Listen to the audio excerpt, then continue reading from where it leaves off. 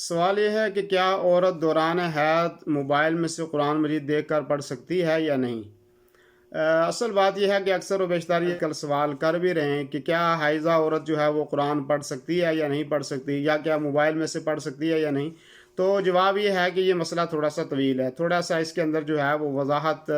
ہے جو میں آپ کے سامنے رکھ دیتا ہوں۔ وہ یہ ہے کہ جمہور فقہا جو ہیں وہ حالت حیض میں قرآن مجید پڑھنے کی تلاوت کرنے کی جو ہے وہ حرمت کے قائل ہیں،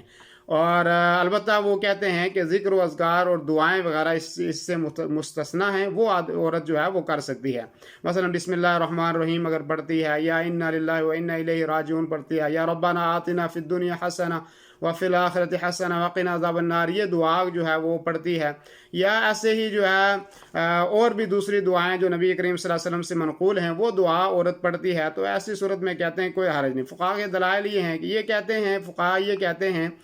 کہ یہ عورت جنابت والے کے حکم میں ہے، جو جیسے جنبی آدمی جو ہوتا ہے، جس کو احتلام ہو گیا یا جس کو جنابت کا غسل جس پر فرض ہو گیا، تو کہتے ہیں کہ وہ آدمی قرآن نہیں پڑھ سکتا، اسی لیے حائضہ بھی نہیں پڑھ سکتی ہے۔ صلی اللہ علیہ وسلم حضرت علی ابن ابی طالب کو قرآن کی تعلیم دیا کرتے تھے، الا یہ کہ جنابت کی حالت میں ایسا نہیں کرتے تھے، یعنی یہ حدیث کا مفہوم میں بیان کر رہا ہوں کہ وہ حالت جنابت میں چھوڑ کر باقی ہر وقت قرآن کریم کی تعلیم ان کو دیا کرتے تھے، اور یہ روایت آپ کو تفصیل سے جو ہے پڑھنی ہے تو میں نے اس کا مفہوم ذکر کیا ہے۔ سنن ابی داؤد کی جلد نمبر 1 میں 281 نمبر کی حدیث ہے، سنن ترمذی میں 146 نمبر کی حدیث ہے، نسائی کی جلد نمبر 1 اور 144 نمبر کی حدیث ہے، سنن ابن ماجہ جلد 1 207 نمبر کی حدیث ہے، مسند احمد جلد 1 84 نمبر کی حدیث ہے، صحیح ابن خزیمہ میں جلد 1 104 نمبر کی حدیث ہے۔ امام ترمذی رحمہ اللہ نے اس حدیث کو حسن صحیح کہا ہے، اور حافظ ابن حجر کہتے ہیں کہ حق یہ ہے کہ یہ حسن درجے کی روایت ہے اور قابل حجت ہے، یہ حافظ ابن حجر رحمہ اللہ کہتے ہیں۔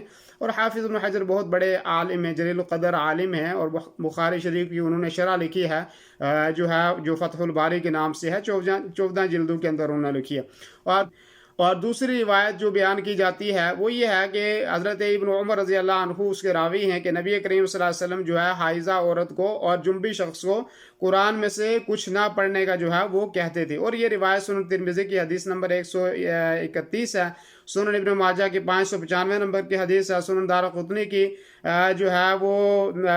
117 نمبر کی حدیث ہے، سنن بیہقی جلد 1 اور 99 نمبر کی یہ حدیث ہے۔ اور لیکن یہ حدیث جو ہے وہ ضعیف ہے، کیونکہ اس حدیث کے اندر ایک راوی ہیں جو اسماعیل ابن عیاش ہیں، جو حجازیوں سے روایت کرتے ہیں، اور اس کا حجازیوں سے روایت کرنا جو ہے وہ ضعیف ہے، تو گویا یہ روایت جو ہے وہ ضعیف ہوگی۔ شیخ الاسلام ابن تیمیہ کہتے ہیں کہ حدیث کا علم رکھنے والوں کے ہاں یہ حدیث ضعیف ہے، جو حدیث کا علم رکھتے ہیں، جو حدیث کی اقسام کو جانتے ہیں، کہ وہ سارے لوگ یہ جانتے ہیں کہ یہ حدیث جو ہے وہ ضعیف ہے۔ آپ دیکھیں کہ مجموع فتاوی ابن تیمیہ رحمہ اللہ فتح صفحہ نمبر 460، نصب الرایہ جلد نمبر 1 اور 195 نمبر صفحہ، اور بہت سارے علماء اس کے جائز قرار دیتے ہیں، یعنی حائضہ جو ہے وہ دیکھ کر جو ہے موبائل میں سے قرآن پڑھے، یا جو ہے وہ زبانی جو ہے وہ قرآن پڑھتی ہے، تو اس کے جائز کے قائل ہیں بہت سارے علماء۔ ان میں کون کون ہے؟ امام مالک رحمہ اللہ، امام احمد بن حنبل رحمہ اللہ، شیخ الاسلام ابن تیمیہ، اور امام شوکانی علیہ رحمہ اس کو راجح قرار دیتے ہیں کہ زبانی حائضہ عورت قرآن پڑھ سکتی ہے، اور ایسے ہی جیسے آج کل موبائل ہے تو موبائل میں سے دیکھ کر مثال کے طور پر پڑھ سکتی ہے۔ اور ان کا یہ ہے کہ ان کی دلیل یہ ہے کہ حائضہ عورت کے لیے قرآن نہ پڑھنے کی کوئی دلیل نہیں ہے، ٹھیک ہے نہیں، اور ابن تیمیہ کہتے ہیں کہ کوئی صریح اور کوئی صحیح نص ایسی نہیں ہے کہ جس سے یہ ثابت ہو کہ حائضہ عورت جو ہے وہ قرآن نہیں پڑھے گی۔ اور وہ یہ بھی کہتے ہیں کہ نبی کریم صلی اللہ علیہ وسلم کے زمانے میں بھی عورتیں جو ہیں وہ حائضہ ہوتی تھی، خود نبی کریم صلی اللہ علیہ وسلم کے ازواج مطہرات ہیں، تو کبھی کوئی ایسی روایت ثابت نہیں ہے کہ جس میں نبی کریم صلی اللہ علیہ وسلم نے ان کو کہا ہو کہ آپ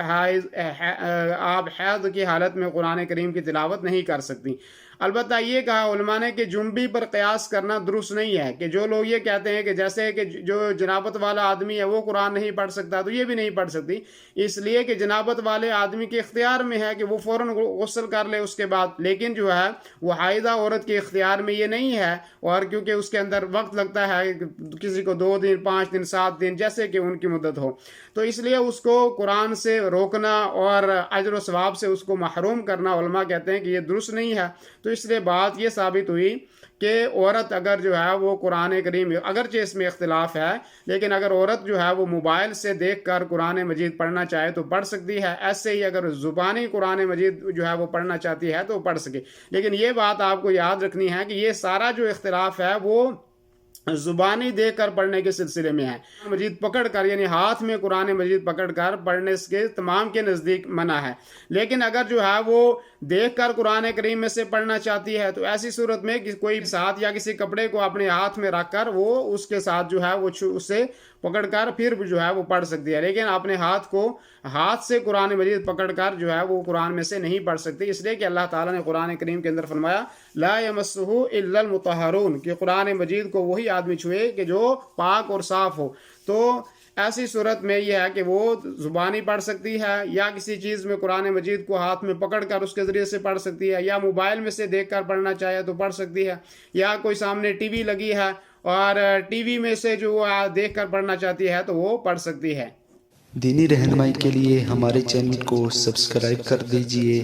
اور گھنٹی کے نشان کو دبا دیجئے تاکہ آپ کو مزید قیمتی ویڈیوز ملتے رہیں۔ جزاک اللہ خیر۔